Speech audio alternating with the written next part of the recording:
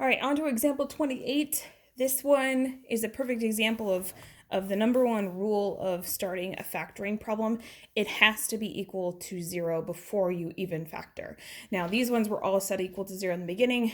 We need to fix these up a little bit. So everything's got to move to one side to equal 0. Now, if this 3 was a negative, I would be moving these two pieces over here because I don't want to factor anything that has a negative x squared.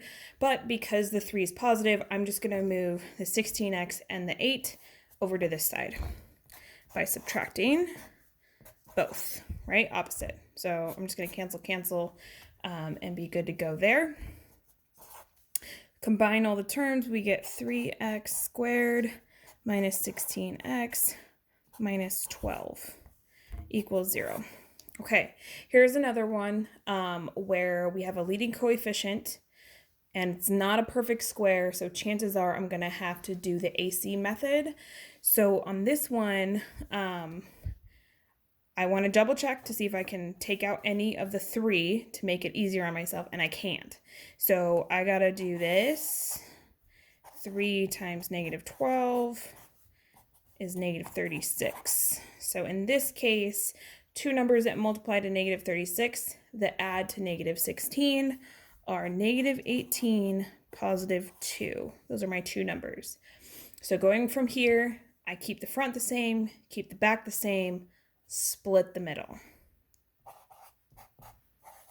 And it doesn't matter if the 18 goes first or the 2 goes first, as long as the signs are right.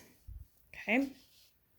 So now it's a grouping problem. So group the first two, group the last two, keep the sign out of the middle, and take out what they have in common. So the front has a 3x in common.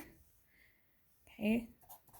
The thing left over in the parentheses is x minus 6. The back has a 2 in common, divided out, x minus 6. They match, which is great. And then we put them together. And you can put these two first if you want to. It doesn't matter which one goes first. Okay. Now this is not factored form because we have that 3 there, but we can go ahead and continue solving it without having to take out the 3. But this is not factored form. So we have x equals 6, which I know is opposite, so it'll work. You cannot do that here. You have to go ahead and set it equal to 0.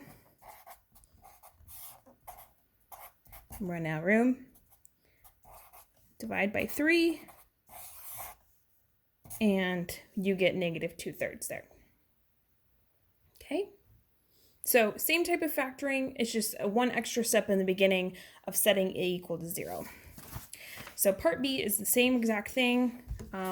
That is not equal to 0, so I have to go ahead and do a little work on this problem beforehand. So I am going to get rid of these parentheses by distributing each side and then move everything to one side. See what we got. So x squared plus 8x, 5x plus 10. Ooh, this one's going to be a nice one because we have a no number in front of x squared. So I want to keep x squared positive, so I'm going to move these two over here. So subtract them.